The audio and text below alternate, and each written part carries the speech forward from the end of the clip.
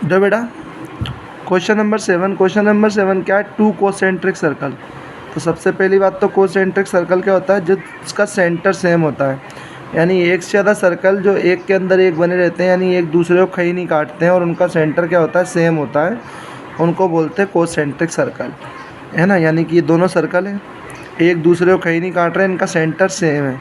उसने क्या कहा, जो बड़े सर्कल का कोड है, मान लिया बड़े सर्कल का कोड क्या है, AB, वो छोटे सर्कल के लिए टेंजेंट का काम कर रहा है, यानी छोटे सर्कल को छू के जा रहा है। बड़े सर्कल की रेडियस कितनी दी है, 5 सेंटीमीटर। वो सेंटर से बड़े सर्कल का एंड पॉइंट, बड़े सर्कल की रेडियस, सेंटर से छोटे सर्कल का एंड पॉइंट, छोटे सर्कल की रेडियस, ठीक है। तो रेडियस ऑफ लार्जर सर्कल कितना हो गया, 5 centimetre. Radius of smaller circle कितना हो गया, 3 सेंटीमीटर। अब क्या देखो यहाँ पे AB क्या है, छोटे सर्कल की क्या है, टेंजेंट, और बड़े सर्कल के लिए क्या है, कोड है। अब अपन जानते हैं, देखो ये कि मैंने बताया था सेंटर से खींची गई लाइन, जो यानी सेंटर से रेडियस खींचते हैं, वो टेंजेंट पर परपेंडिकुलर होती है, यानी पॉइंट ऑफ कॉन्टैक्ट पर 90 डिग्री का एंगल बनाती है। यानी OC जो है अपनी परपेंडिकुलर है AB पर, OC परपेंडिकुलर AB। पीछे वही लाइन लिख देना जो मैं अभी तक क्वेश्चनों में लिखवा के लाया हूँ कि line drawn from the centre is perpendicular to the tangent. अब 90 डिग्री एंगल बन गया तो ट्राइंगल राइट एंगल हो गए। तो अपन कोई सा भी ट्राइंगल ले लो, चाहे OAC ले लो, चाहे OBC ले लो। तो OAC लेके मैंने पाइथागोरस लगाई, पाइथागोरस से कहती है हाइपोटेनस का स्क्वायर यानी OA का स्क्वायर, परपेंडिकुलर यानी OC, बेस मतलब AC लिख दिया। OA की वैल्यू 5, OC की 3, AC पता नहीं है। 5 का स्क्वायर 25, 3 का स्क्वायर 9, प्लस का इधर आके माइनस, AC 25 में से 9 गए 16, स्क्वायर हटाएंगे 16 किसका स्क्वायर था, 4 का, AC की वैल्यू 4 आ गई। ऐसे अपन ने ये ट्रायंगल लिया तो AC की वैल्यू 4 आई। सिमिलरली अगर ये ट्रायंगल लेते तो BC की वैल्यू भी क्या आती, 4। तो सिमिलरली लिख दो, सिमिलरली BC भी कितना आ गया, 4। और चाहो तो पीछे लिख दो सेंटीमीटर। अपन को क्या निकालनी, कोड की लेंथ, यानी length of code AB।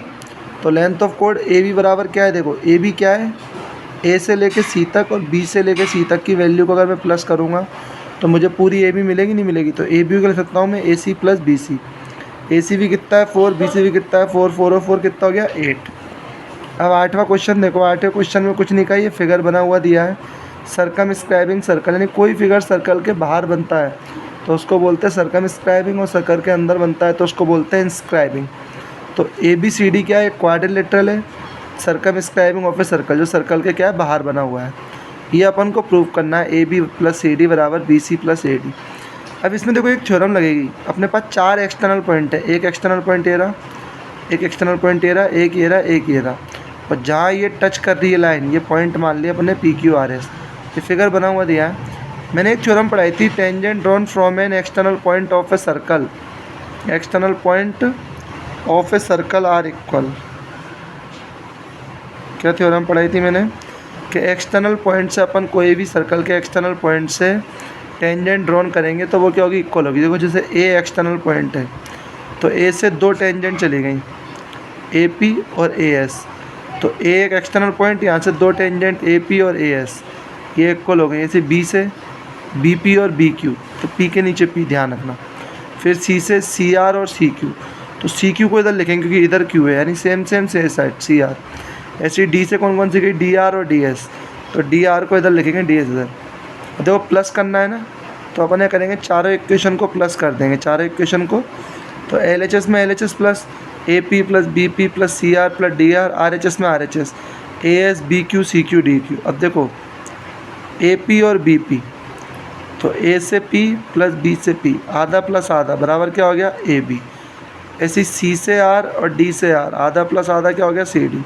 Same year A से S और D से S, तो AS और DS मिलकर क्या हो गया AD।